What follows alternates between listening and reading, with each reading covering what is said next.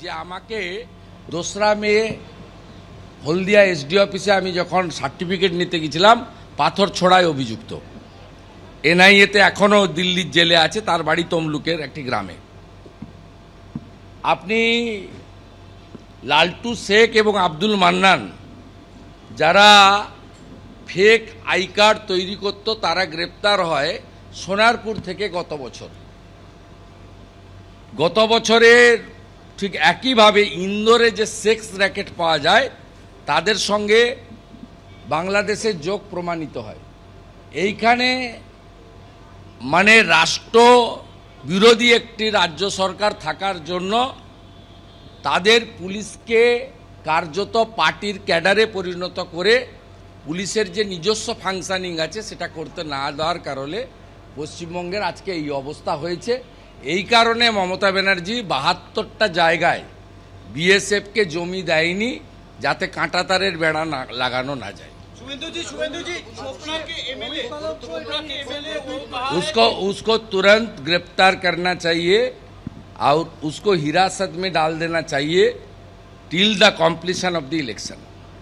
ममता बनर्जी भी कल फिर नमाज का वहां पे प्रथम दफा लोकसभा निर्वाचन এরকম একটা স্পর্শকাতর সময় ঠিক এইভাবে পশ্চিমবঙ্গের বুকে লুকিয়ে থাকা দুজন মোস্ট ওয়ান্টেড জঙ্গি গ্রেফতার হলো। রাজ্যে সার্বিকভাবে নির্বাচন এবং তার নিরাপত্তা নিয়ে আপনারা কি আশঙ্কিত?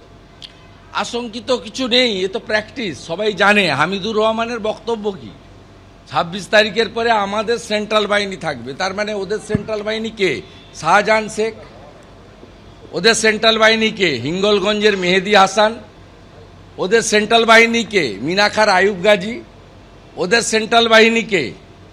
বাসন্তীর রাজা গাজী। ওদের সেন্ট্রাল বাহিনী কে? ফলতার জাহাঙ্গীর। ওদের সেন্ট্রাল বাহিনী কে? ক্যানিংয়ের শকত মোল্লা। ভাই আমার শুভেন্দু অধিকারী তার বক্তব্য আপনাদের সামনে রেখেছিলাম। যে ঘটনা প্রসঙ্গে তিনি বলছেন, বেঙ্গালুরুতে রামেশ্বরম ক্যাফেতে বিস্ফোরণ কাণ্ডে 2 সন্দেহভাজন গ্রেফতার। কাঁথি থেকে 2 সন্দেহভাজনকে গ্রেফতার করেছে এনআইএ। ভুয়ো পরিচয় কাঁথিতেই আত্মগোপন করেছিল ওই 2 সন্দেহভাজন। দুজনের মধ্যে একজনের বিস্ফোরণ কাণ্ডের মাস্টার মাইন্ড এমনটাই দাবি এনআইএ। এই দুজন মুসাফির হোসেন সাজিব এবং আব্দুল মাহিন আহমেদ তোয়াহা কর্ণাটকের আইএসআইএসআই সদস্য এমনটাই দাবি। দুর্ভাগ্য মমতা বন্দ্যোপাধ্যায়ের আমলে পশ্চিমবঙ্গ জঙ্গিদের নিরাপদ আশ্রয়স্থল হয়ে উঠেছে মন্তব্য করেছেন বিজেপি নেতা অমিত মালব্য।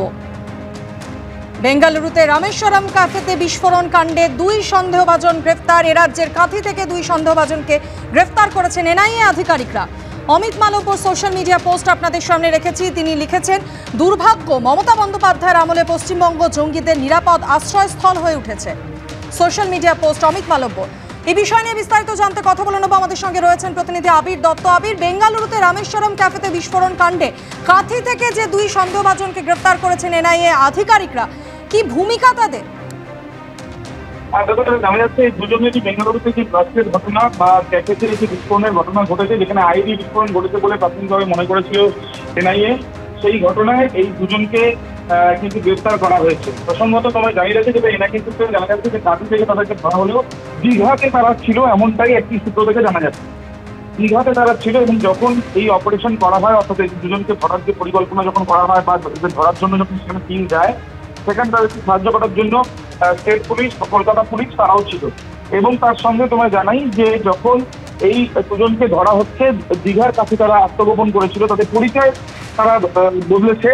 এবং এই যে পরিচয় তারা যারা বদলেছে, যেটা জানা যাচ্ছে যে তাদের একাধিক নাম তারা পরিবর্তন করেছিল। যেমন আব্দুল মাতিন আহমেদ তাহা, সে নিজের নাম পরিবর্তন করেছিল এবং নাম পরিবর্তন করে তার নাম দেওয়া হয়েছিল বিঘ্নেশ। আবার আরেকটি আইডেন্টিটি কার্ডে তার নাম ছিল সুমিত। এবং মূলত যেটা জানা যায়, আধার কার্ড তার নাম পরিবর্তন করে বিঘ্নেশ সে করেছিল। এবং তার সঙ্গে তার যে আরো এক সহযোগী যাকে গ্রেপ্তার করা হয়েছে, তার নাম হচ্ছে মুজাফির হোসেন সাজিব, তার নাম পরিবর্তন করে মোহাম্মদ জুনেদ সাইদ করা হয়েছিল ড্রাইভিং লাইসেন্সে। এবং যেটা অনুমান করা হচ্ছিল যে কোনো হোস্টেল বা কোনো রকম হোটেল বা কোনো পিজি এইসব জায়গাতে তারা থাকতে পারে।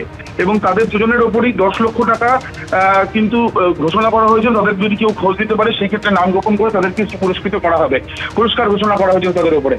এবং এই যে দুজন, যেটা মনে করা হচ্ছে এনআইএর একটি সূত্র থেকে আমরা যেটা জানতে পারছি, যে এই যে ব্লাস্টের ঘটনা, আইডি বিস্ফোরণের ঘটনায় এই দুজনেরই ওতপ্রোতভাবে যোগ রয়েছে, দুজনই অন্যতম মাস্টার মাইন্ড।